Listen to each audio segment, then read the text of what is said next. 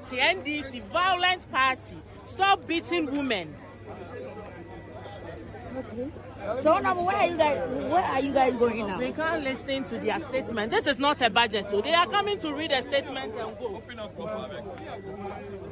So what have you? So you said they want to read a statement. It's not a budget. That's why you guys want to. Yes. So why are you guys going now? Oh, we are going now because it's just a statement. And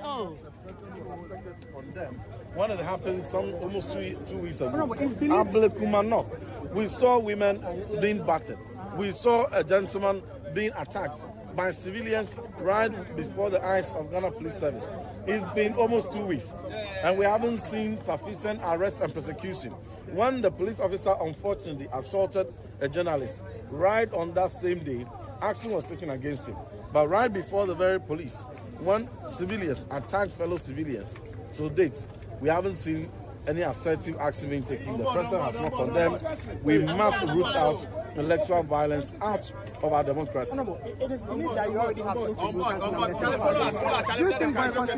with my very good friend, Honorable Kojo Opon Nkrumah, admonishing us to continue with some of the things he claimed they did.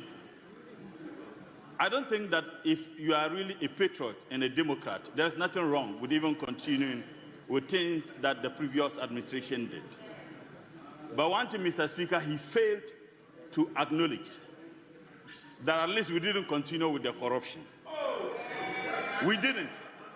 And I thought he would have commended this government for not continuing with the outright corruption that indeed affected the people of this country. Mr. Speaker, we can stand here and speak the big English. We can stand here and use all the economic jargons. That is not of interest to the man who is struggling to look for job opportunities. That is not of interest to my grandmother who sells cocoa in the village.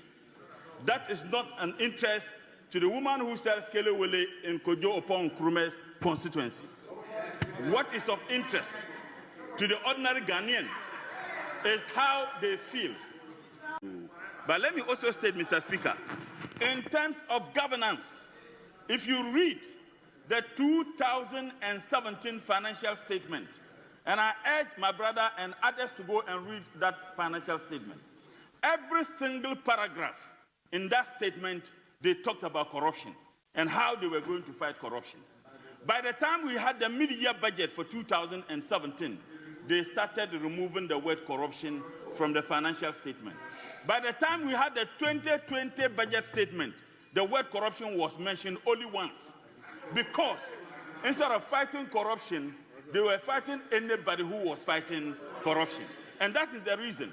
Everything we do in this country, what is significant is our ability to fight corruption. And for the purposes of those who do not know, at any point in time, there is a change in this government, either through the ballot or through the bullet in our history. Corruption has always been used as a justification for the changes we have experienced in this country. And therefore, corruption plays a significant role. They won the elections in 2017 at the back of corruption. And in fact, what they did were not even propaganda, outright lies. They said President Mahama and his wife, they had hotels in Dubai, all manner of things. And their communicators went to town with it. Not a scintilla of evidence were they able to provide. But everybody in this country, if you mention the NPP, even 2-year-old child would associate it with what? Corruption. If you mention the NPP to anybody who is not even in this country, they would associate it with what? With corruption. To the extent that you have communicators of the New Patriotic Party who indeed have all gone on radio, and there are evidences that one of the reasons why they are struggling was because there was an unacceptable level of corruption in the administration of the NPP. So, Mr. Speaker, today you are talking about that. And to say, Mr. Speaker, the least said about patriotism, the better. And now my brother is telling us that, you see, we are patriot, and that is why we are supporting. That is why we have never been against any of such intervention. As a matter of fact, you have staged more work out in this parliament than your total number in parliament. You have staged more work out in this parliament than the total number of your representation. Patriotic citizens do not walk out. They argue with reason. Patriotic citizens do not just hold press conferences. In fact, I am told that your other name is press conferences. So, Mr. Speaker, it is very clear that the NDC under President Mahama and the Minister for Finance and his able deputy have showed our friends to hear. Mr. Speaker, let me conclude by just a proverb. And that proverb, in fact, I want to conclude with this proverb. Oh, I have a lot of time, Mr. Speaker. Okay. Mr. Speaker, there is a popular proverb. And that proverb is very simple. And I expect my brother Habib to know. And apologies to those who may be taking their meals.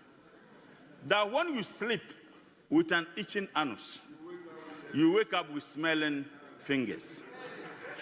The reason why they are finding it extremely difficult to defend their record is because of what they have occasioned.